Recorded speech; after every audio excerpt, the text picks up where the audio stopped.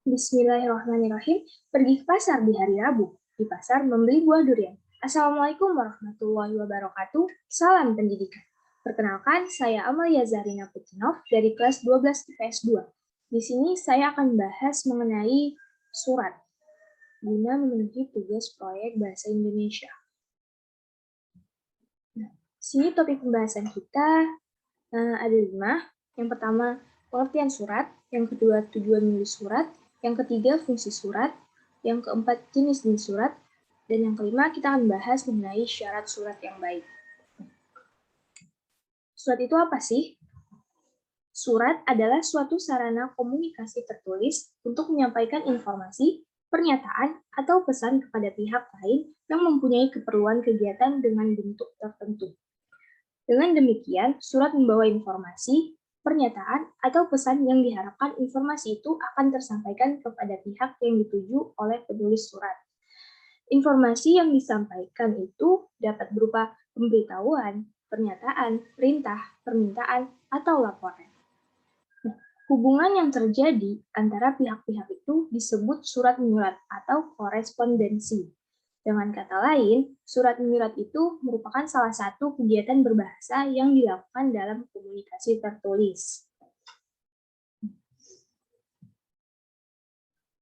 Adapun tujuan menulis surat ialah yang pertama, menyampaikan informasi, yang kedua, menyampaikan maksud dan tujuan sesuai dengan isi hati penulis, yang ketiga, mempercepat cara berkomunikasi, dan yang terakhir ialah menghemat baik waktu, biaya, maupun tenaga.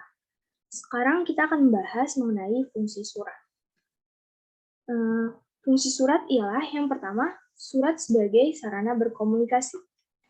Yang kedua, surat sebagai wakil dari pembuat surat yang membawa pesan kepada penerima surat. Lalu yang ketiga, surat sebagai sumber data yang dapat digunakan sebagai petunjuk atau keterangan untuk ditindaklanjuti. Yang keempat, surat berfungsi sebagai bahan bukti karena bentuknya tertulis dan dapat disimpan sehingga di masa mendatang dapat dilihat kembali untuk membuktikan sesuatu dalam surat tersebut. Yang kelima, surat berfungsi sebagai pengingat aktivitas yang dilakukan pada waktu sebelumnya. Yang keenam, surat sebagai pengikat pihak-pihak dengan kekuatan hukum seperti dalam surat perjanjian. Yang ketujuh, surat berfungsi sebagai jaminan, seperti dalam surat jalan untuk karyawan atau pekerja lapangan berguna untuk menjamin keamanannya selama dalam perjalanan. Yang kedelapan, surat berfungsi sebagai alat promosi perusahaan atau lembaga yang mengirimkan surat. Terkadang, surat disertai dengan brosur atau katalog untuk menawarkan produk tertentu pada penerima surat.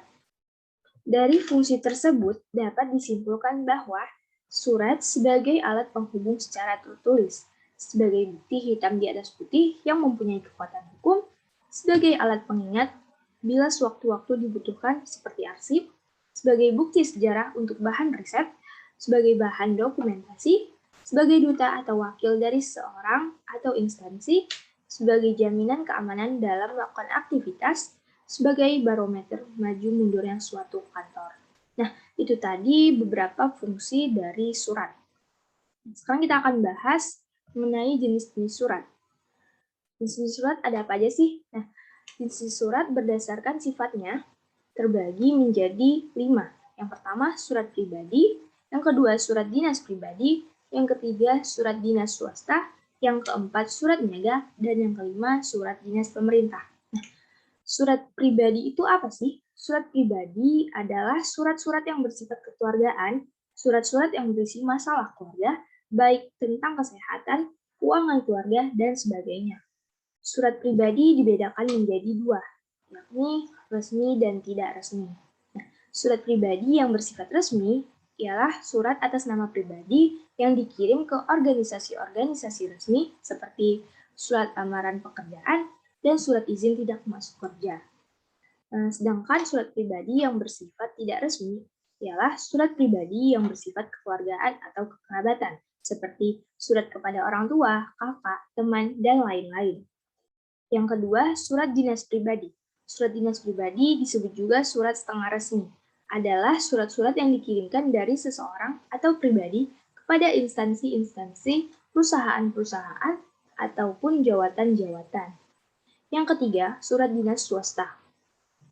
Surat dinas swasta disebut juga surat resmi.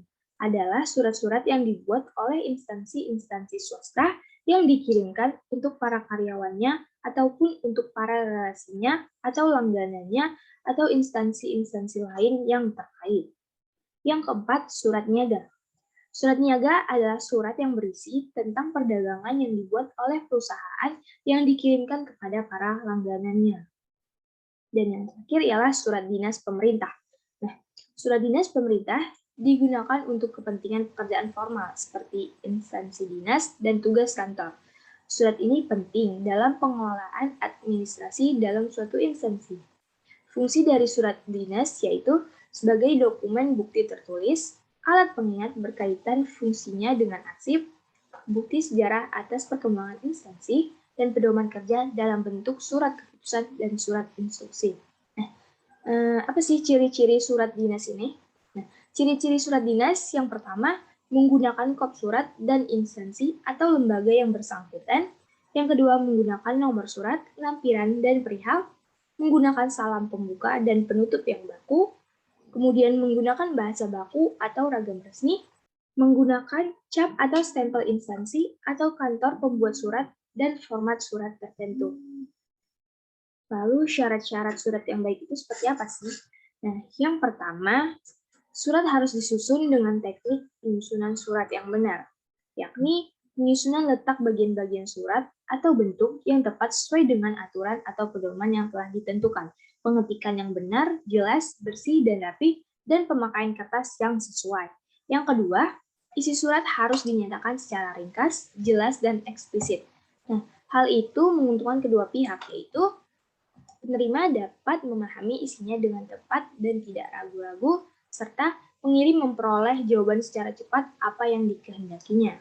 Lalu yang ketiga, bahasa yang digunakan haruslah bahasa yang benar, baku, sesuai dengan kaidah bahasa Indonesia, baik tentang ejaan, pemilihan kata, bentuk kata, maupun kalimatnya.